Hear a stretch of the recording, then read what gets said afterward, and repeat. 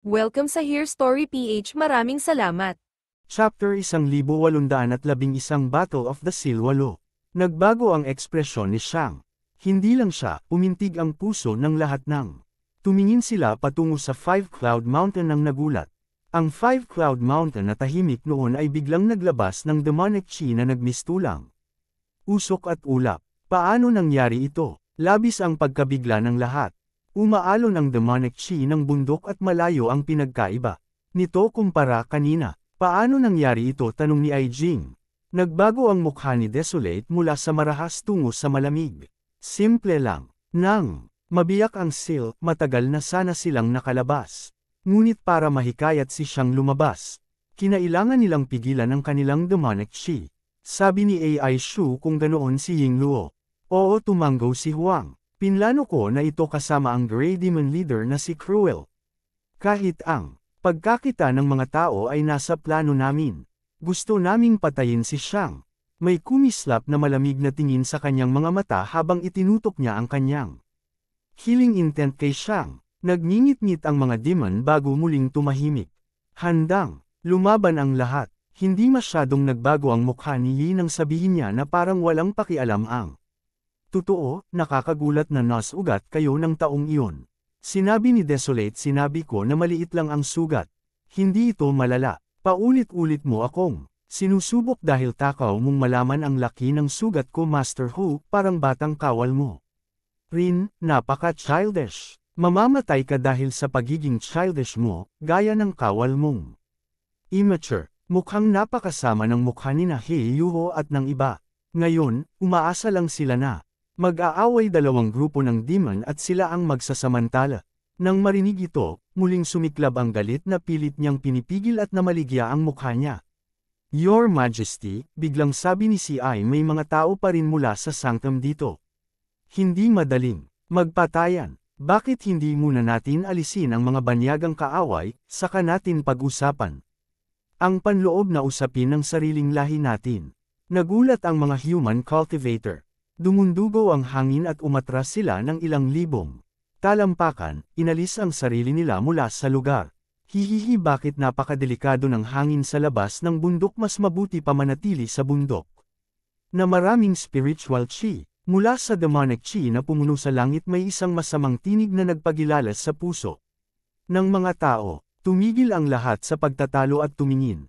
Sa ibabaw ng demonic chi nagsimulang lumitaw ang iba't ibang figure. Nababalutan ang bundok ng pulang mist at kumalat ang nakakatakot na amoy ng dugo. Sulfateng maamoy kahit mula sa libu-libong talampakan. Medyo nagulat si Yun Xiao. Ang pakiramdam na ito ay kahawig ng kay Mr. Yang. Habang umuugong ang bola ng blood chi, unti-unti itong naghulma ng isang lalaki na may malamig na mukha, napakatakutin ang dating Mr. Yang. Napatingin si Yun Xiao. Si Mr. Yang nga at magkapareho pa ang pakiramdam. Ang pinagkaiba lang, mas malakas ang lalaking ito kumpara kay Mr. Yang. Ninitingnan siya ng lalaki at malamig na sinabi mo na nakita mo na ako. Tama, tumanggo si Yun Xiao. Mukhang avatar ang kanyang anyo. Nagulat ang lahat. Ang incarnation ay isang maalamat na kakayahan at halos walang naniwala na umiiral ito.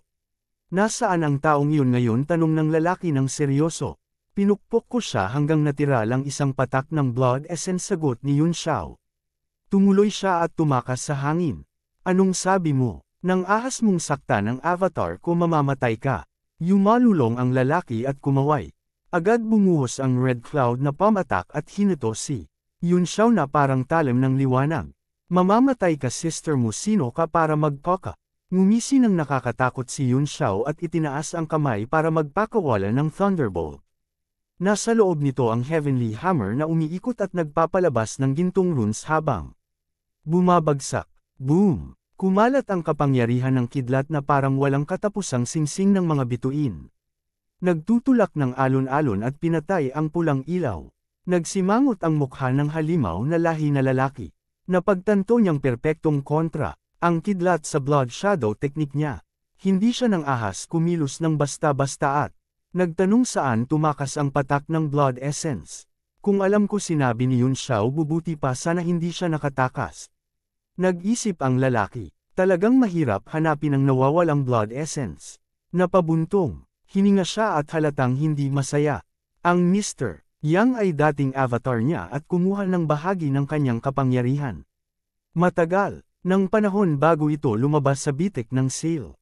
Dapat may magagawa ito, ngunit hindi niya inasahan na habang tumatawid ang avatar sa seal na apektuhan ito ng kapangyarihan ng seal at dahan-dahan nagkaroon ng sarili nitong kamalayan. Nakabaon ng malalim at hindi niya napansin. Nang nakabasag siya sa seal napansin na ito.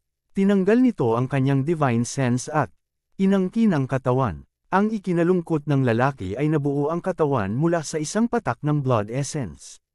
Kinuha nito ang bahagi ng kanyang kapangyarihan at kailangang mabawi. Nang makita ni Huang na napipigil ang lalaki ni Yun Xiao sa paglabas pa lang, nagduda siya at nagtanong ang Lord of the Blue Demon Tribe Lord Shi. Ako yun, sagot ng lalaki. Habang patuloy ang pag-alsa ng demonic chi, maraming makapangyarihang nilalang ng demonic clan ang nagsimulang magkatipon sa likod niya. Napakalakas ng mga ito. Sa isang iglap, nagsipot ang libu-libong miyembro ng demonic clan, tulad ng heavenly soldiers and generals. Nakatayo sila sa kalangitan na may nakakatakot na aura. Samilaw ang mga mata ni Desolate. Bagaman hindi kasing lakas tulad ng inaasahan, ang libong demonic clan na lumitaw ay lahat nasa martial supreme realm. Napaiinit ang kanyang dugo. Salamat sa iyong pagsusumikap, Mr. Jin. Sa grupong makapangyarihang ito wala na. Kaming dapat ikabahala sa muling pagbangon ng aming tribo. Natuwa si Desolate at tumawa. Salamat sa iyong pagpupunyagi, Your Majesty. Ngumingiti si ng banayad. Oo, tumanggo si Huang. Ang pinakamahalaga ngayon ay pabagsakin si Traitor Shang at saka lipulin ang mga tao. Your Majesty, mali kayo. Ang Ancestral Temple said dapat muna nating lipulin ang human race. Bago pag-usapan ang ating sariling lahi kung lalaban ang tatlo sa atin, ito marahil ang pinakamalaking kaguluhan na naranasan ng demon race sa libo-libong taon. Tinutok ni Huang ang daliri at may pangiinis na sabi, High Priest, mali ka. Hindi ito 3 panig. 2 panig lang ito. Patayin lang ang isang traitor. Paano magkakaroon ng kaguluhan? Siyang bibigyan ko kayo ng pagkakataong sumuko. Pagkat iilan lang kayong talento. Salamat. Kung ganoon bibigyan din kita ng pagkakataon, sabi ng referee. Haha, hindi ka nagbago. May murderous intent sa mga mata ni Desolate habang nangungut siya sa ganoong kaso. Hindi na ako magagalang pagkatapos ng digmaan na ito. Ikaw ang magiging high priest ng aming tribo. Tumango si Mo at kumaway. Agad bumagsak mula sa ulap ang mga demon sa likod niya na may nakakagimbal na aura. Higit sa 1,000 demonyo ang pumulibot kina Huang at ng iba. Mr. Niye, anong ibig mong sabihin? Nagulat at nagalit si Huang. Nagulat din ang mga human cultivator pero biglang parang naisip nila ang isang bagay. Hinawakan ng referee ang kanyang baba at napangiti na kakaiba. Ano ibig sabihin? Siyempre, tutuperin ko ang aking pangako kay Master Yi at sasamahan ko kayong talunin siya. Ano? Natigilan sina Desolate at ang mga halimaw sa paligid at hindi makarigil.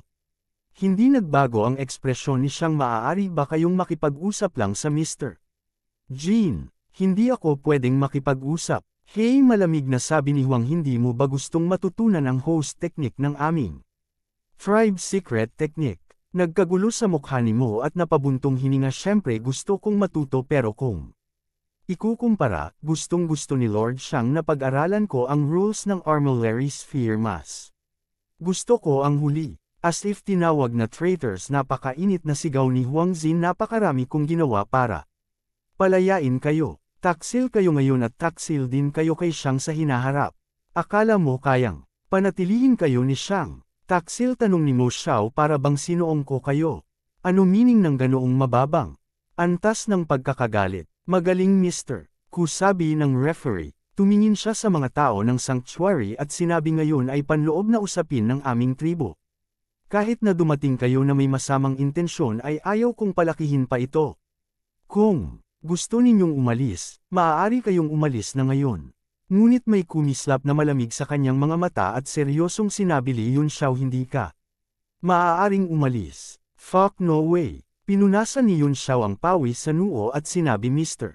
Shang, hindi komportable sa akin na Manatili sa inyong panloob na demon discussion, pakawalan din ninyo ako. Nakatatak sa mukha ni Shang ang killing intent at tumingin siya kay Black Universe Protector. Lord of the Holy Regions Administrative Department, gusto mong umalis o manatili? Mahirap ang pipiliin ni Heiyuho. Ayaw niyang umalis pero wala rin siyang makukuha kung mananatili. Siyempre, sabi ni Yun Xiao, Lord Black Universe Protector, hindi ka pwedeng umalis. Matagal na tayong may mabuting ugnayan sa monster race.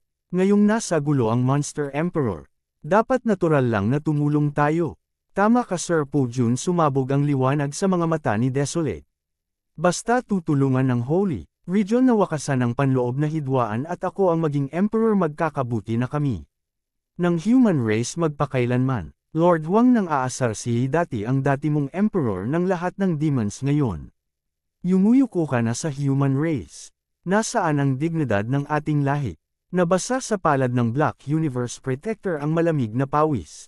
Maaapektuhan nito ang katatagan ng dalawang lahi sa susunod na ilang daang taon, kaya nahihirapan siyang magpasya. Sa totoo lang halata ang sitwasyon, sabi ni Yun Xiao, kung durog natin ang Demon Emperor at nagkaisa ang Demon Race, kasama na ang mga dakilang demonyong ito mula sa Five Cloud Mountain, kaya bang hawakan ng Starry and Lunar Illusion ang mga ito?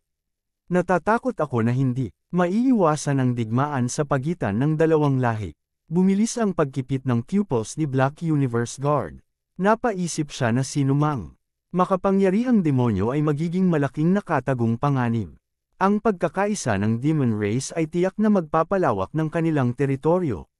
Kung umatras siya ngayon, kailangan niyang gumastos ng mas maraming lakas para itama ang pagkakamaling ito sa hinaharap. Tahimik ang buong langit na nakakapanghina. Pakiramdam ng mga human Marty A-list na nahuhuli din ang iniisip ni Black Universe Protector. Kaya kinakabahan sila at nababalutan ng pawis. Kung talagang lalaban, wala raw makakabalik. Nabuhay, huminga ng malalim ang Black Universe Protector at sinabi Yun Xiao ay tama. Matagal nang mabuting ugnayan ng aming clan at ng Your Excellency Demon Emperor at namumuhay kami nang mapayapa. Ngayon na nasa kapahamakan ng Your Excellency Demon Emperor, hindi kami maaaring maging bulag sa pangyayaring ito. Chapter 1812 Battle of the Seal. Shang. Madilim ang ekspresyon ni Shang, pero ang kinalabasan ay nasa loob ng inaasahan niya. My lords, hindi nyo ba iisipin muli? Kung aalis kayo ngayon, ipinapangako ko na hindi magkakaroon ng alitan ng aking lahi at ang lahing tao sa loob ng susunod na 50 taon. Hindi man siya Demon King, mataas pa rin ang kanyang respeto, at hindi tumutol si Shang. Hindi mahina ang mga human sa harapan nila. May 4 na Divine Transcendence Experts, kasama sina Heiyuho, Zuanhua, Yun Xiao, at Wei Shishi, at may hindi mabilang na eksperto sa Divine Realm Tablet ni Yun Xiao. Hindi magiging madali para sa mga demonyo ang labanan. Mas seryoso pa, kung papatayin niya lahat ng mga makapangyarihan ng Sanctuary, haharapin nila ang paghahabol ng lahing tao. Maliban na lang kung talagang kinakailangan, ayaw niyang makipag-alitan sa Sanctuary sa ngayon, 50 taon. Kung 500 taon ang ipinapangako niyo, aalis na kami. Your Excellency, pinahirapan niyo kami. Hindi kami nabubuhay ng higit sa 500 taon. Paano kami gagawa ng kasunduang para sa mga susunod na salinlahi? Walang ibang paraan, sagot ng Black Universe Protector. Hindi naman na walang ibang paraan, biglang sabi ni Yun Xiao. Kung palalabasin ninyo ang Demon Emperor, pwede ring isaalang-alang ng Holy Region ang pag-alis. Hindi naman ito masyadong mahirap, di ba? Sumilay ang mga mata ni Heiyuho, lihim niyang pinuri ang liksi ni Yun Xiao. Tama, basta pakakawalan ninyo ang Demon Emperor at hindi magsisimula ng kaguluhan dito, aalis kami agad. Hanggat buhay pa ang Demon Emperor, kahit mahina sila, hindi titigil ang labanan ng dalawang pangunahing puwersa sa loob ng Demon Race, at wala silang panahon para harapin ang lahing tao. Sa kabilang banda, pwede ring lihim na suportahan ng Sanctuary ang mas mahina, panatilihin ang balanse, at pahabain ang hidwaan sa loob. Li Yun Xiao, nang isi ang referee, magandang ideya. Isa ka talagang malaking banta. Hindi ako papayag sa alinman sa dalawang kondisyon ninyo. Kung pinili ninyong maghagis ng buhay, Gagawin ko itong magaan para sa inyo at tutuparin ang hiling ninyo. Patayin, ang sigaw. Sumabog ang matinding killing intent mula sa katawan ni Shang. Nang sabihin niya ang salitang, patayin, nag-iba ang kulay ng langit at umalo ng mga ulap. Bago pa makagalaw ang sinuman, mistulang naging purgatory ang buong paligid. Isang, nakakakilabot na lamig ang sumirit sa dugo nila at hindi maiwasang manginig ang lahat. Iwan ninyo kay Desolate, High Priest, Mr. Ke, sa inyo ko iniiwan ang iba. Lumitaw si Shang sa harap ng Emperor sa isang kisap. Nag-anyong totoong anyo ng Wu Dao. Ang katawan niya, sa isang umaalingaw-ngaw na sigaw mula sa parang, hamampes siya ng suntok na may kapangyarihan ng kidlat. Lumipad palabas si Desolate mula sa chariot at patuloy na umatras. Tapos, tumugon din siya ng suntok. Boom! Nagbanggaan ang dalawang puwersa ng kamao at sumabog sa hangin, bumuga ng walang hanggang mga alon ng liwanag na kumalat sa lahat ng direksyon. Marami sa mga demonyo sa paligid ang naipit sa vortex at nagpalipad ng malubha ang mga pinsala. Nagulat si Huang. Napalibot ang kanyang mga tauhan sa chariot.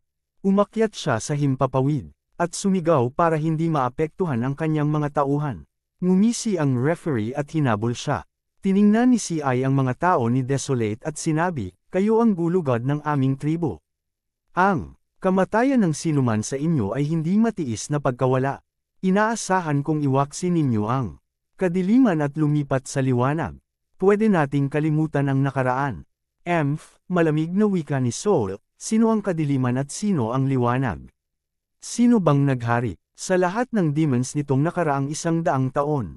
Kailangan kayong magising, High Priest. Magpakailanman, nirerespeto ng demon race ang hari. Bawat tribo o individual ay dapat sumunod sa utos ng Demon King. Kung masisira ang patakarang ito, kahit si Shang ang maging bagong Demon King, maaagaw din siya balang araw, sabi ni AI sa mababang boses. Alam kong may dahilan kayo kung bakit hindi kayo taught all about, pero hindi napipili ng kalooban ng langit ng tao, umiling at bamhantong hininga si CI. Walang saysay ang pag-uusap, maglaban na tayo, sabi ni Soul. Punurin ng bayang espiritu ang mga demonyo sa likod niya. Sumalakay sila patungo sa libu-libong demonyo ng Five Cloud Mountain na may walang takot na mukha. Lahat sila nag-iisip na pumatay ng maraming mas asama. Bagaman libu-libo ang kalaban, naputol ang linya ng depensa sa isang kisap at nagdusa ng mabibigat na casualty. Mukhang walang kinikimkim na interes ang referee habang tumatawa, sok-sok, napakalakas. Ito, ang unang beses na nakikita kong lumaban ang aking mga clansmen sa labas ng bundok. Nakakahanga. Lahat ng tao, sumunod sa likod ng mga demonyong ito, utos ng Black Universe Protector. Mabilis na inubos ng mga demonyo ang dosenang makapangyarihang demonyo at halimaw ni Desolate. Alam ni Black Universe Protector na kung mamatay sila, mauna silang mapapatay. Kailangan magsanib puwersa para magkaroon ng pinakamalaking tsansa. Li Yunxiao, sabi ni Zuanhua, ano ang gagawin natin? Lumapit din si Wei Shishi. Hindi siya makaiwas sa bagay na ito. Siya ang nagturo sa kanila ng seal breaking technique at may bahagyang guilt sa puso. Ngunit hindi niya maintindihan kung bakit gustong mapasira ang seal ng isang tao. Natatakot ako matatalo tayo kung walang malakas na tulong, buntong hininga ni Yunxiao. Magtatapos tayo ng pagkatalo. Hindi naman natin kailangan mamatay kasama sina Heiyuho. At iba pa, pumatay hanggat kaya natin, at kung hindi namin kaya, agad na aalis. Sige, tugon ni Zuanhua.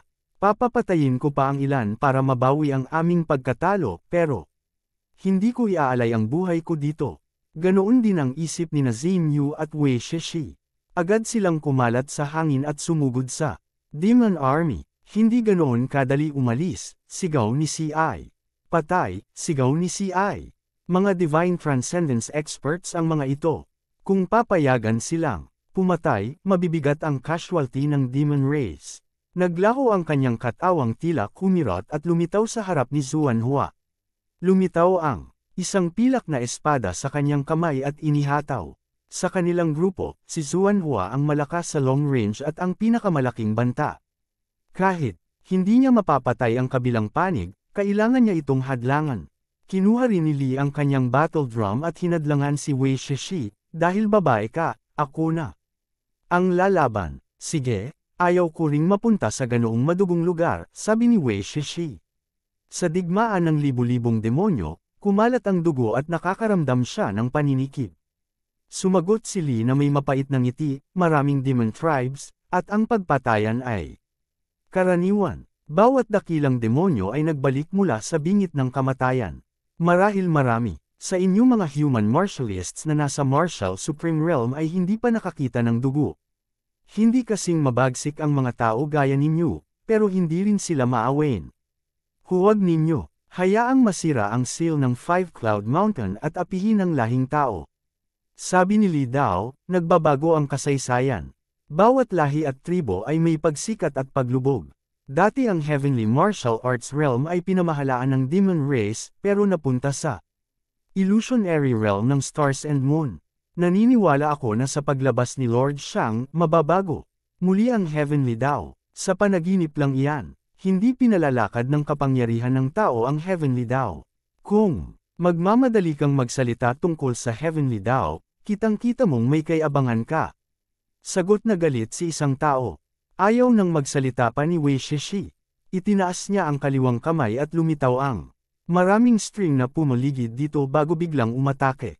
Hindi nag-atubili si Lee. Nagbalik-balik ang kanyang figure sa hangin na tila maraming after images. Tinubos ng sound strings ang mga anino at nagkawala ang katawan na patuloy na umatras. Sa tabi ni Xin Yu, pinigilan siya ni Meng Hexian ng 8 Demon Tribes. Mula pa sa labanan, sa Red Moon City, sinuportahan nila ng buo si Shang. Napakadugo, tumingin si Mr. Niya sa lahat ng massacre at tumawa ng kakaiba. Mukhang nasa sabik siya, medyo madyugo nga. Kung gusto ni Mr. Niye, pwede akong bumaba at patayin pa para magpakita, gusto mo? Tanong ni Yun Xiao na may ngiti. Hahaha, nakakatuwa kang bata. Marunong kang ang magsalita. Mabuti na napapasaya mo. Ako, papatay ko rin kayo ng mas komportable mamaya. Tumawa si Mr. Niye. Dahan-daang nagtipo ng malamig na liwanag sa kanyang mga mata.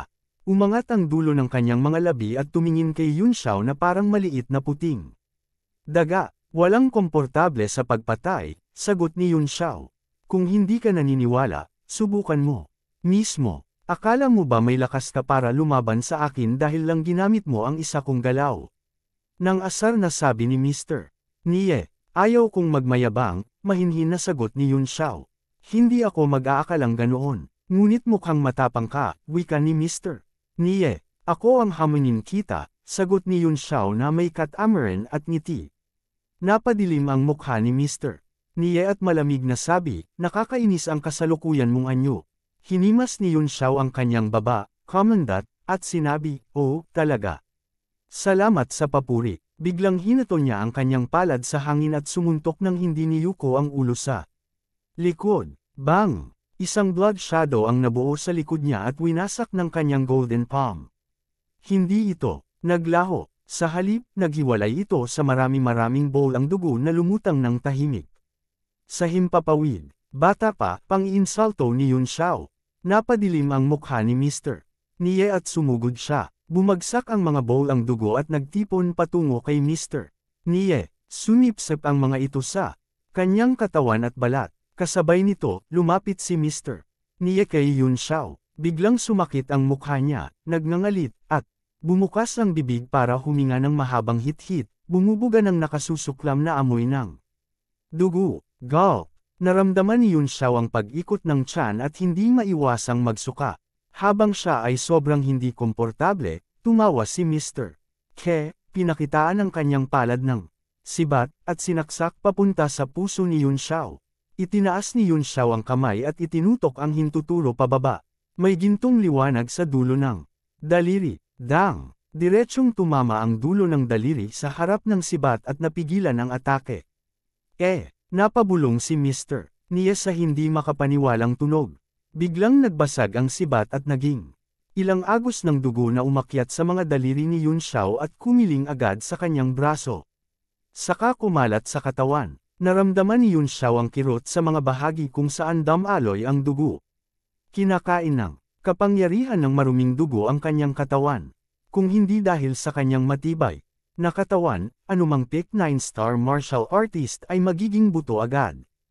Kahit para sa kanya, hindi matiis ang sakit. Hahaha, napakabigla mong magkamali. Kung malagyan ka ng aking dugo, kahit isang divine Transcendence expert ka, mapuputol ang kalahati ng iyong buhay, hahaha, pagyabang ni Mr. Nie. Ang dami mong ingay habang lumalaban, malamig na sabi ni Yun Xiao. Pinilas niya ang kamao at nanginginig ang origin power sa buong katawan. Agad na ainal pa ang maruming dugo na naka-attach sa harap niya at wala ng patak na naiwan. Chapter 1813 Battle of the Seal 10. Nagulat si Mr. Nie na tigilan ka. Balot ng itim na dugo ang balat ni Yun Xiao pero kumalat ang sinag ng glazed light at hinugasan.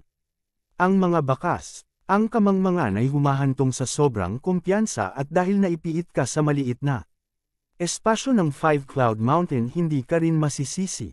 Tingnan natin kung sino ang mangmang kapag nahuli kita kukunin ko ang blood essence mo at rerepahin ko ang kaluluwa mo. Galit si Mr. Nie at hindi na ng ahas menusin ang kalaban. Pinagdikit niya ang kamao at lumikha ng bowl ang dugo na patuloy na umiikot. Unti-unting lumitaw mula sa blood chi ang anino ng sandata.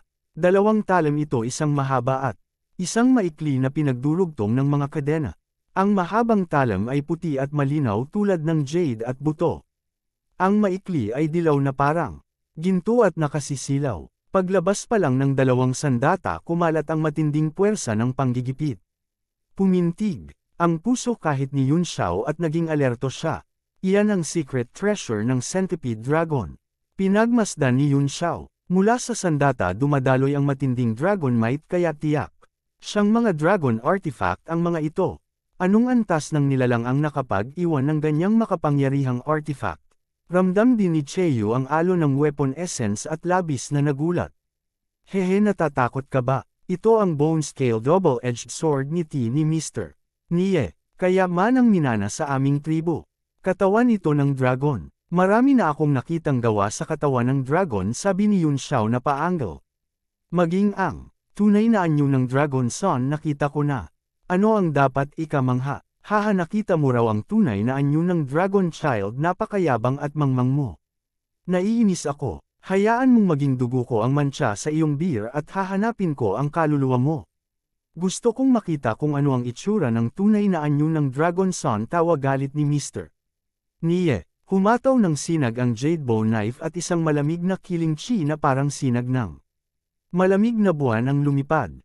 Hindi nagpakakampan si Yun Xiao. Napakalakas ng dragon power sa slash at kapag tinamaan, siya masasaktan pa rin siya kahit bukas ang 7 gate at may purong thunder body.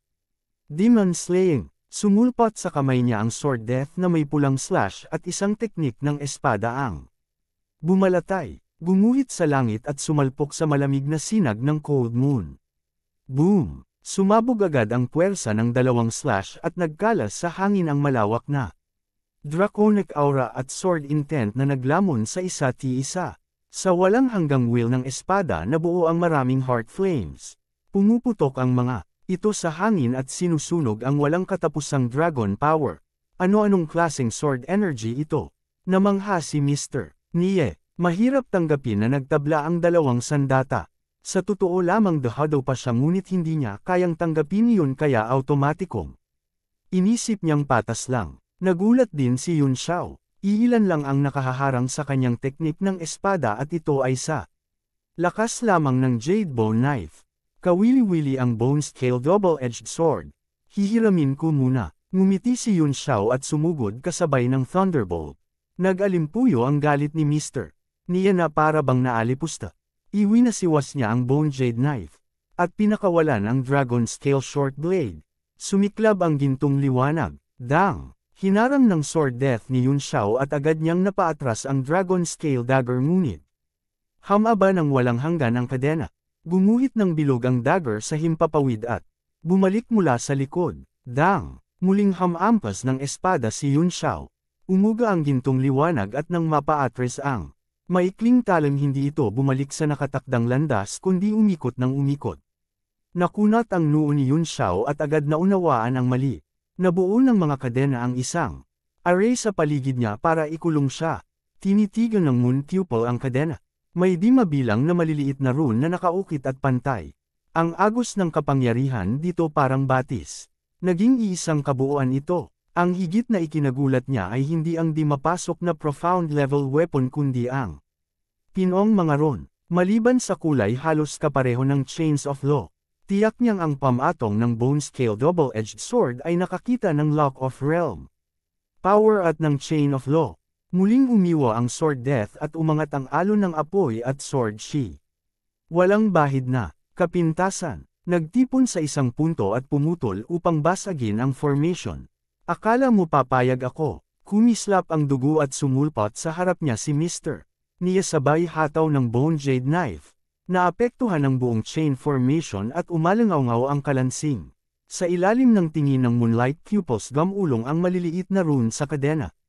Nagtipon ang lakas mula sa lahat ng direksyon at damaloy sa saber. Sumabog ang malawak na Dragon Might na parang bulkan at direktang pinisil ang Sword Intent ni Yun Xiao. Bang! Nagbanggaan ang dalawang sandata at ang nakakasilaw na liwanag ng talam at anino ng espada ay kumalat na paikot na nilalamon ang dalawang figure.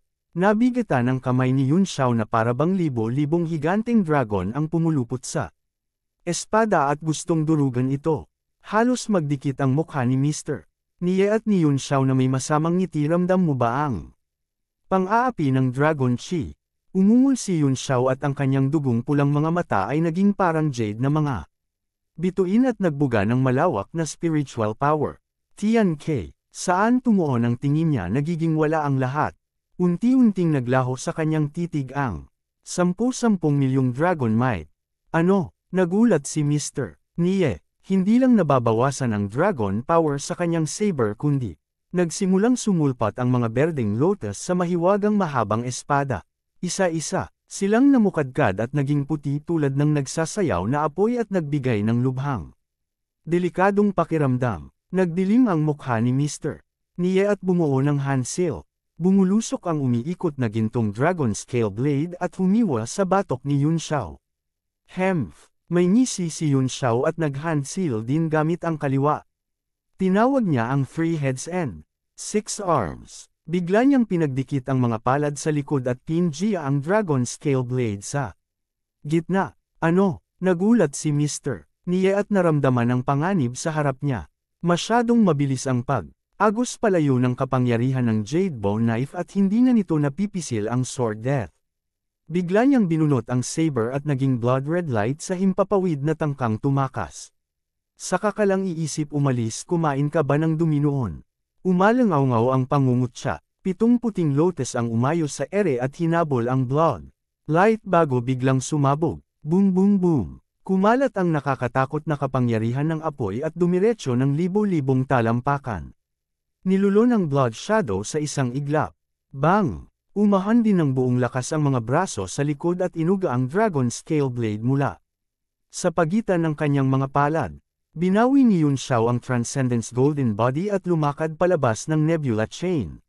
Sa ilang dosenang talampakan ang layo nag-anyong tao si Mr. Niye. Mapatla ang mukha, halatang nasugatan ng sword song. Paglitaw pa lang niya sabik niyang tinabal ng paalang ang Jade Bone Saber sa harap at tuloy na nagpasok ng mga incantation seal gamit ang kaliwa.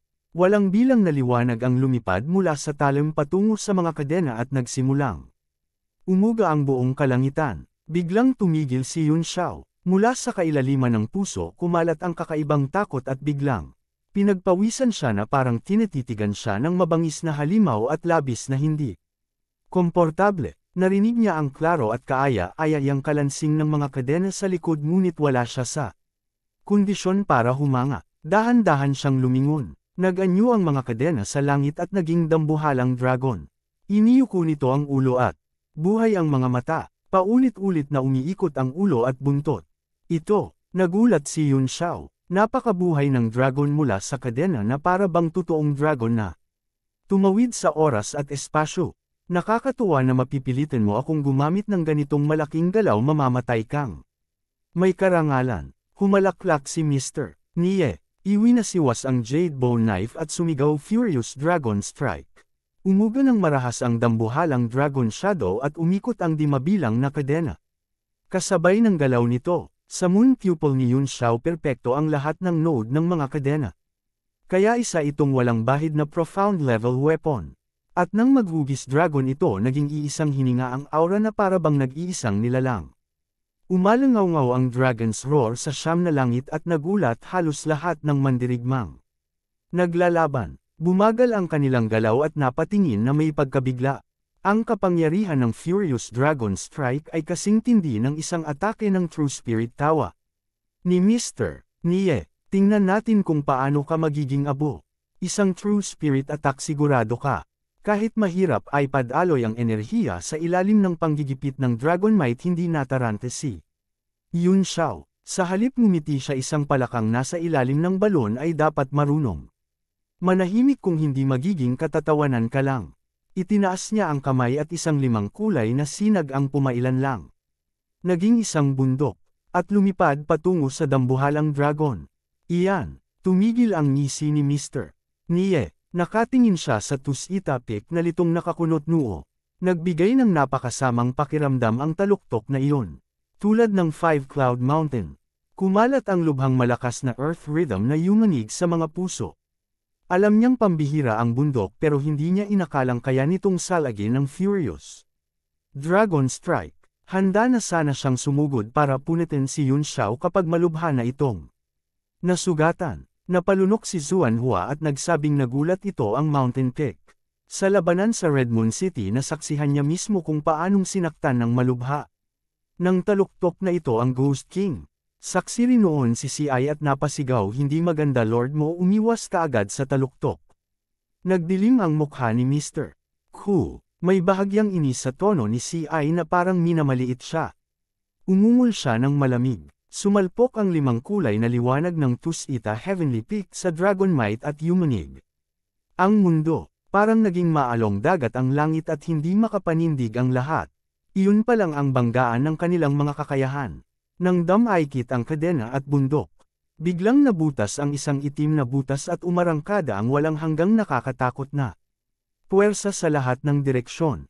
Ang mga naglalaban sa malayo ay nagmamadaling umatras upang hindi madamay.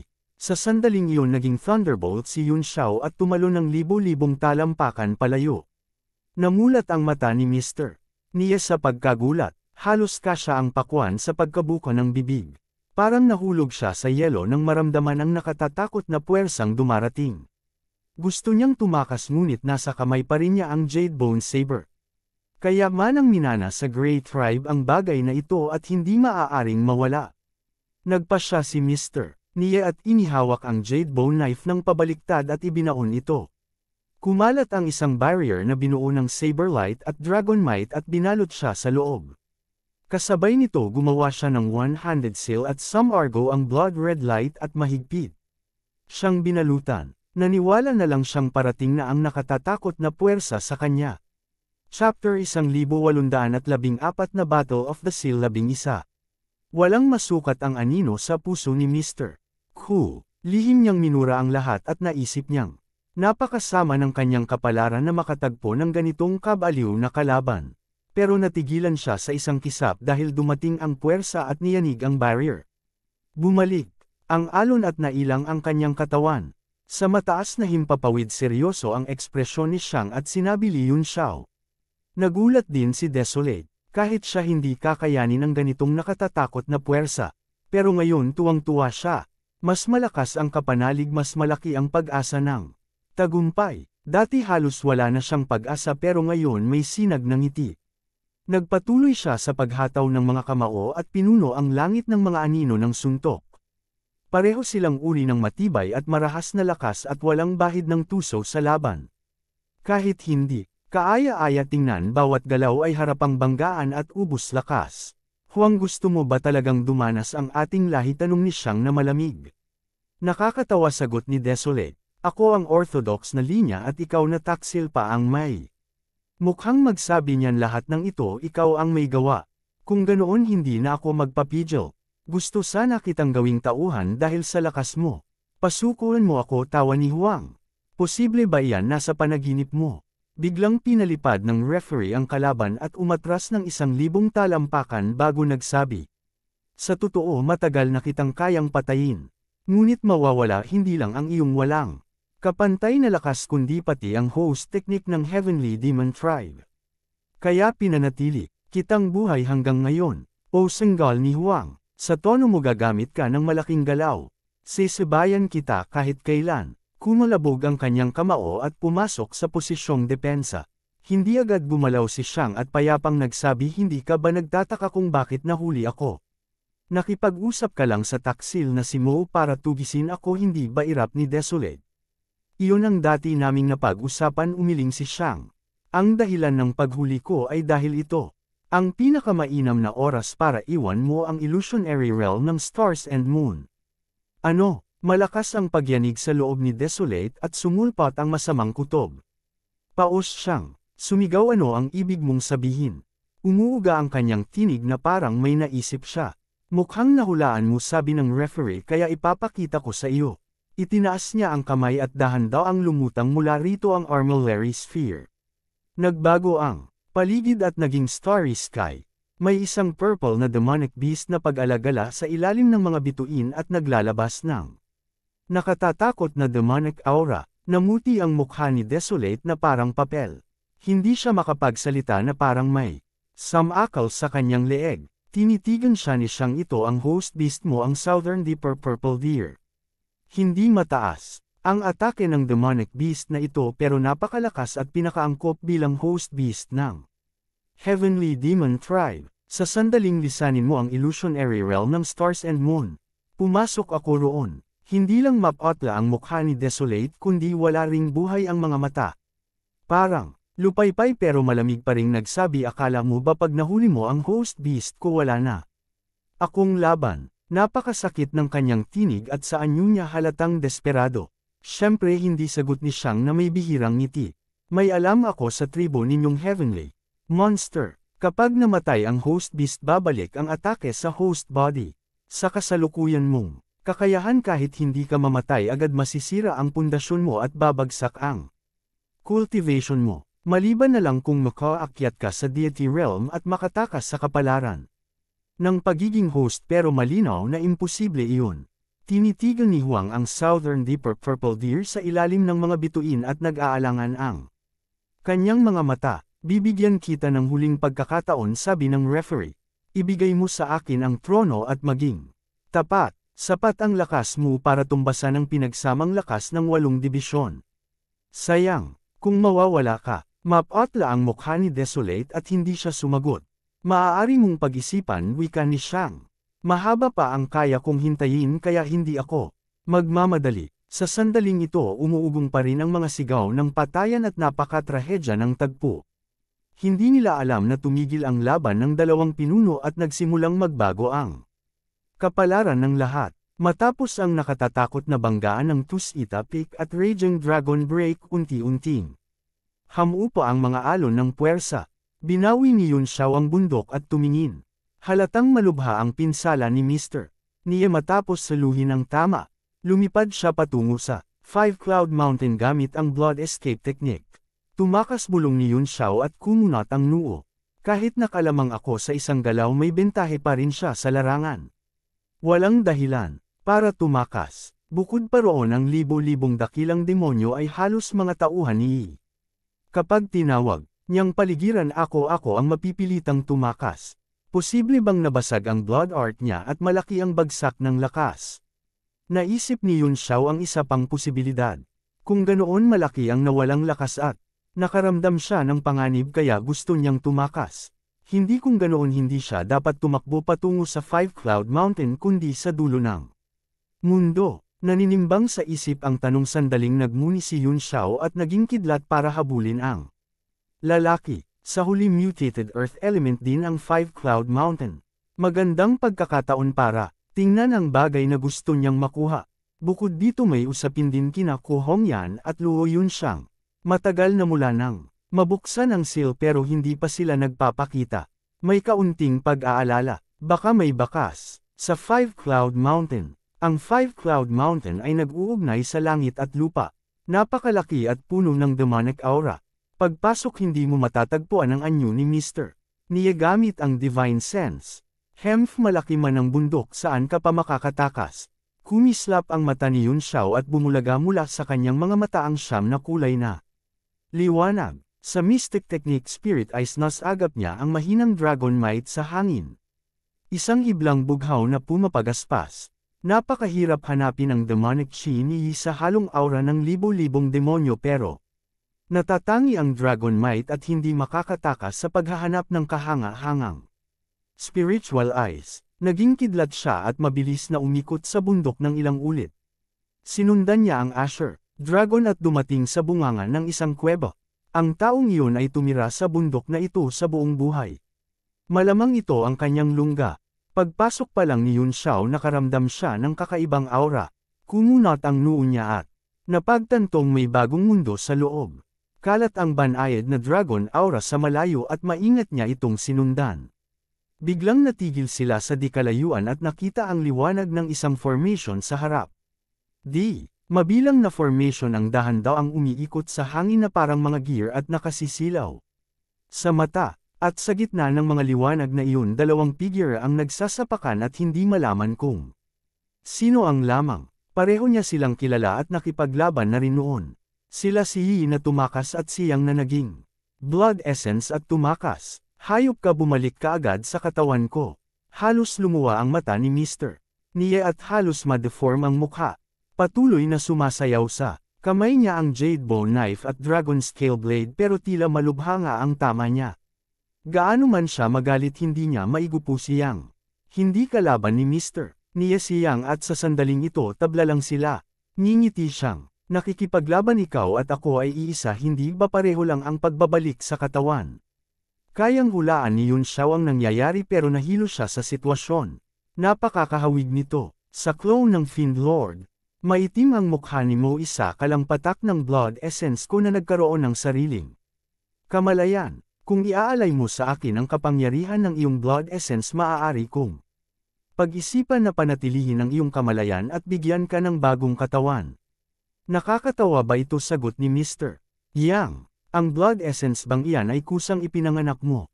Hindi ba iyon nabuo sa pagsipsip ng dugo ng di mabilang na demonyo ako man ay nabuo sa dugo ng 10,000 demonyo anong kinalaman mo roon?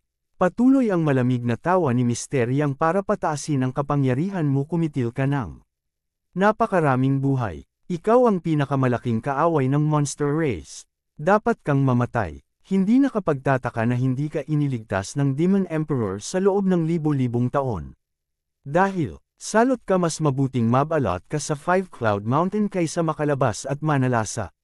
Galit ang sagot ni Mr. Niye ang Grey Clan ay nabubuhay sa dugo. Kung hindi ko iinuman ng dugo ng aking mga tao paano ako lalakas paano mababasag ang seal at mapalaya kagalit ako dahil pinagtaksilan mo ako. Patuloy ang pangungutya ni Mr. Yang huwag mong purihin ang sarili mo. Bago pa man masil. Sa Five Cloud Mountain napakaraming kasamaan na ang ginawa ng Asher Demon Clan. Ilang tribo ang nag-iingat sa iyo dahil takot sila. Ito ay mundong may kainaan at kalakasan sabi ni Mr. Niye, hindi ko itatanggi na ang aming tribo. Ang pinakamalakas sa Demon Race. Hanggat may dugo tuloy-tuloy kaming uunlad at ikaw na. Nagkatawang blood essence ko sa low ika bahagi ka ngayon ng Blue Demon Clan. Kung hindi ka, sumipsip ng dugo sa labas saan mo kukunin ang lakas mo ngayon. Mabuti at nauunawaan mo sagot ni Mr. Yang. Ang lakas ko ngayon ay mula sa sarili kong paglinang at walang kinalaman sa iyo. Kung gusto mong isauli ko ang lakas na nanaginip ka, maliban na lang kung ikaw ang bumalik sa katawan ko. Nagngalit ang ngipin ni Mo kung ganoon papatayin kita at babawiin ko ang lakas. Mortal na laban ang dalawa. Dati ay malayo ang lamang ni Yike Yang pero ngayoy tabla. Hindi pa magaling ang sugat ni Yang pero mas maayos siya kaysa kay Mo. Labanan ito ng buhay at kamatayan. Sabik silang lumunin ng isa't isa kaya walang habas ang mga galaw at nagliliparan ng dugo. Sa lakas bahagyang mas malakas siyang kaysa kay Yi pero hawak ng kalaban ang bone at scale blades kaya malaki ang bentahe at naging napakahirap ng labanan. Napailing si Yun Xiao pero hindi siya nagmadaling lumitaw at umatake. Kung hindi magpapapatayan ang magkapatid sa loob at labas ng pader. Kapag lumitaw siya, baka magsanib pa sila laban sa kanya. Ang tama ay hayaang magkapinsalaan muna sila. Sa sandaling ito labis siyang namangha sa array na lumulutang sa langit. Ang mga formation na ito ay tila bahagi ng mas malaking istruktura. At ang sansinukob sa loob ng kuweba ay tila walang hanggan. Para bang ito ang sentro ng Five Cloud Mountain. Matagal nang nakaalis sa seal si Mr. Yang pero bumalik siya ngayon. Si Mr. Niya naman ay tumakas dito kahit sugatan. Mukhang hindi pangkaraniwan ang lugar na ito. Chapter 1815 Battle of the Seal 12. Matagal na tinitigan ni Yun Xiao pero ang kaya lang niyang hatulan ay ito ang core ng Five Cloud Mountain at ang array sequence ay augment ng isang malaking array. Tiyak na may mas malakas pang array na nakatago sa Grotto Heaven World na ito. Gayunman hindi niya makita ang karamihan. Nahaharang ng mga alon ng kapangyarihan ang kanyang wondrous spiritual eyes tuwing sinusubukan niyang silipin ang formation light. Napakunot ang noo ni Yun Xiao. Dapat pambihira ang bagay sa likod ng array dahil kaya nitong pigilan ang kanyang magical spirit eyes. Marahil dito rin nag-aagawan sina Yang at Xiao. Nakatayo ang dalawa sa bungad sa harapan. Gusto niyang umikot pero tila imposibleng makaiwas sa kanilang paningin at pandinig. Pagkaraan ng pag-iisip tumigil siya at matiyagang naghintay sa magiging resulta ng laban. Ako ang nagpasa ng lahat ng cultivation technique sa iyo. Nakakatawa na iniisip mong kaya mo akong lamunin. Hindi matalo ni Mo Gio ang kalaban at lalo siyang nagngalit. Mabigat ang kanyang sugat. Kung magtatagal pa mas malaki ang lugi kaysa panalo. Tila nabasa ito niyang kaya lihim siyang natuwa. Gusto niyang patagalan. Mapanuyang sabi niya lahat ba iyon ay teknik mo buksan mo ang mata mo at manood. Tuloy-tuloy ang pagbuo niya ng mga seal sa hangin at biglang kumalat ang lamig sa lahat ng direksyon. Pinukpok niya ang hangin proud snow follows the wind. Bang! Pinisil ng puwersa ng seal ang jade bone knife at agad itong nagkawatak. Nabasa ni Yun Xiao na iyon ang ultimate technique ng Thousand Mountains Prefecture ngunit walang silbi iyon laban sa judge. Kumislap ang figure niyang at naiwasan ang balik na atake ng jade bone knife.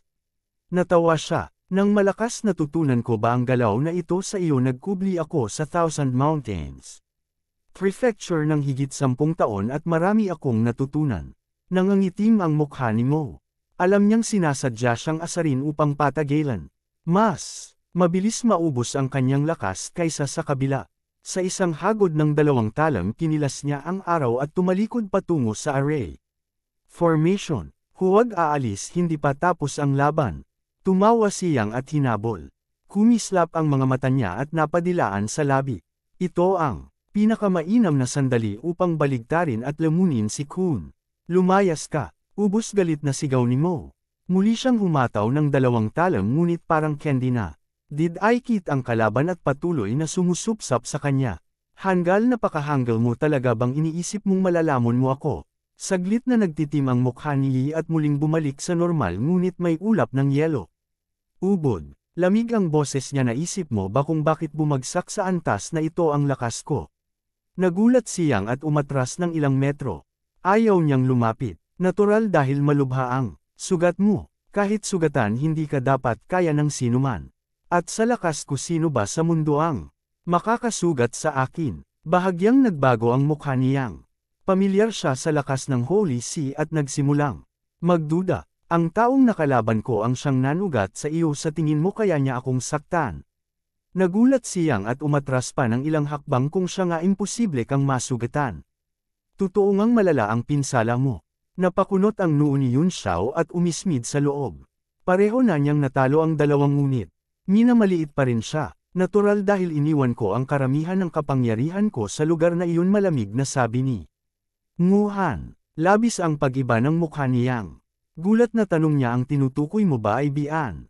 Malamig ang sagot ni Mo sa tingin mo ba malalamon mo pa ako sa sandaling ito sa pinakamasamang kaso babawiin ko ang ilan sa kapangyarihan at lulunukin ka sa isang kisap. Umatras si Yang at may pag-iingat magbabalik ka ba sa isang kisap kung ganoon bakit di? Mo pa binabawi malamang wala ka ng oras. Tumango si Mo tama. Lampas sa haka ko ang lakas roon. Nakapigil ang aking main body. Bumalik ako rito para makabalik sa main body at sabay naming harapin ang kabila. Katulad mo, Rin ako isang clone lang ng main body. Labis na nagulat si Yun Xiao. Ang lakas ni Yuan ay nasa divine transcendence at higit pa sa karaniwan. Kung clone lang ito gaano kalakas ang tunay na katawan. Hindi na nakapagtataka kung bakit sinabi niyang pinakamalakas ang Grey Tribe sa monster race. Batay sa alon ng damdamin malinaw na hindi simple si Yuan. Marahil ang main body niya ay hindi bababa kina Xiang at Huang. Ang susi ng kanyang pagyuko ay ang sinabi niya tungkol sa main body. Nag-aalangan si Yun Xiao. Kung makalabas ang gayong nilalang mababaligtad ang mundo. Dapat ba niyang patayin ngayon ang dalawang clone ni Nachu at Yang upang pahinin ang main body? Hindi maganda ang mukha ni Yang. Ayaw niyang lumapit ngunit tila ayaw ring umurong. Dahil may sarili kang kamalayan, bakit ka magpapalunok sa kanya, bakit hindi ka sumama sa akin? Malaki ang mundo at makakalaya tayo. Hahaha. Tawa at pang-osar ni Mo, hindi ka pa rin sumusuko sa paglamon sa akin o hindi ka pa rin sumusuko sa bagay na iyon, alin man hindi mo saklaw. Makinig ka, tumakbo ka na ngayon sa pinakamalayong lugar. Kapag natapos ito, unang gagawin ng Panginoon ay hanapin ka sa buong mundo, hulihin ka at lamunin ka. Kumislap ang mga mata ni Mo at dinilaan ang mga labi. Kumalat ang amoy ng dugo. Matindi ang pagdilim ng mukha ni Yang. Hindi niya alam ang gagawin at nasa alanganin. Kung ayaw mong umalis at may tapang ka, sumama ka na lang, wika ni Mo na may ngisi. Hindi na niya pinansin si Yang at tumalikod patungo sa harap ng array formation. Kumuyam ang bagang ni Yang at napuno ng determinasyon ang mga mata.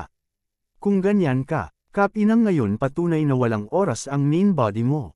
Kapag nalunok na kita, magkakaroon ako ng karapatang makipaglaban sa main body mo at hahanapan ko ng tiyempo upang siya naman ang lamunin.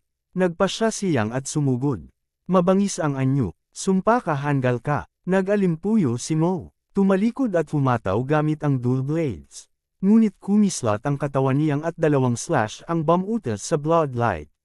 Sumulpot siya sa harap ni Mo at naging lawan ng dugo na bumulot sa kanya. Arrogant. Nagulat at nagalit ang referee. Paulit-ulit niyang iwiniwas-iwas ang dalawang talam, ngunit hindi niya maputol ang dugo sa kalangitan. Puno ng pangamba ang puso. Tama ang hula ko. Tigilan mo na ang pagpupumiglas at magsanib tayo, tawa ni Yang. Tahimik na pinanood ni Yun Xiao ang dalawa at nanlamig ang kanyang mga mata. Kapag nilunok ni Yang ang bone, tiyak niya itong papatayin agad. Kung hindi, mahirap na itong harapin sa hinaharap kong makatakas. Nang itaas na niya ang pagbabantay at sisilike na dapat ay biglang tumigil ang pagkalat ng dugong kasuotan. Tahimik na nakatayo si Ying, ngunit baluktot at malamig ang mukha. Nanlaki ang mata ni Yun Xiao at tinitigan gamit ang kanyang mystic spirit eyes. Nakita niyang ang aura ni Mo ay biglang tumataas sa hindi kapani-paniwalang bilis. Duwag ka, gulat ding sigaw ni Yang. Agad umatras ang dugo mula sa katawan ni Yi at naging bloodlight. Para tumakas, sapat na ang antas na ito. Mahinang yuzel ni Mo. Punong-puno ng galit ang kanyang mga mata habang nakatitig sa tumatakas na Yang. Hanggal ka, sinira mo ang plano ko. Paano kita polulusutin? Isang iwagayway ng kamay at ang lahat ng formation sa espasyo ay nagsimulang umikot na. Parang di mabilang na gear na nag-uugnayan. Nakalayo na ng ilang libong talampakan si Yang, ngunit kung paano ay naluklok ang espasyo at bumalik siya sa pinanggalingan. Namutla siya agad. Malamig ang tingin ni Mo at mapanuyang wika, may landas paakyat sa langit, ngunit ayaw mong daanan. Ngayon siguradong mamamatay ka. Sumabog ang nakakatakot na kapangyarihan mula sa katawan ni Mo at kasabay nito siya ay naging dagwang ambon na rumagasang parang alon patungo sa araw. Nagulat si Yang at muling gumamit ng blood escape. Napailing ng kaunti si Yun Xiao. Napakabilis ng pagbabago ng takbo. Nagpalit bigla ang mga ngaso at biktima. Boom boom boom. Biglang umalangaw ang malakas na dagandong mula sa harap ng array at nagsimulang maging hindi matatag ang espasyo sa paligid. Sumpa, sigaw ni Mo na naglalagablab sa galit, hanggal ka, kasalanan mo lahat.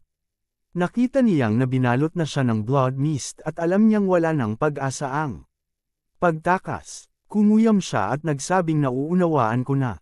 Tiyak na humugot ka ng kapangyarihan mula sa main body, kaya may problema ang main body mo.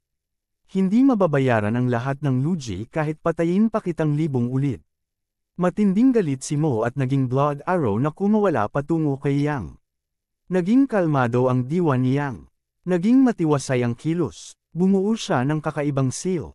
Sa harap at nagsabi, hindi ba sinabi mong galing sa iyo ang lahat ng teknik ko, ipapalasap ko sa iyo ang isang makapangyarihang martial technique na natutunan ko mula sa mga tao. Mula sa malayo ay lumipat ang tingin ni Yun Xiao kay Yang. Bagaman simula pa lang ang seal. Kung bakit parang matindi ang pakiramdam niya. Tiyak na may yayaniging kapangyarihan ito. Nakakatawa. Tuloy ang pagbuo ng mga seal ni Yang at natawa siya. Para bang kinakausap ang sarili at si Mo. Nakakatawa na ang ganitong makapangyarihang martial skill ay minana sa Thousand Mountain Prefecture ng libo-libong taon, ngunit wala man lang nakapag-aral. Ako pa ang nakinabang. Gumalaw ang puso ni Yun Xiao at tila may naalala siya. Nanikip ang kanyang mga pupil at maingat na tumingin, iniukit sa mga mata ang bawat galaw. Sa isang iglap lamang nakabuo na ng daan-daang handsil si Yang. Biglang bumulwak ang mga pulang sinag mula sa kanyang katawan at naging 5 kulay na liwanag na kumalat sa lahat ng panig. Parang naitulak ang blood mist ni Yi at biglang nawala ang bentahe ng napakalaking puwersa. Umatras ito ng sunod-sunod. Sa huli napilitan ng blood mist na magbuo ng bola at gumulong sa hangin bago maging anyo. Ni Chi, ganitong kapangyarihan. Nang inig ang puso ni Mo sa hindi makapaniwala. Sumigaw siya, 10 Directions Divine Skill. Todo bigay siyang at sinunog ang dugo upang pasabugan ang kapangyarihan ng galaw na ito. Malamig ang sabi, ito ang 10 Directions Divine Skill Grand Secular World.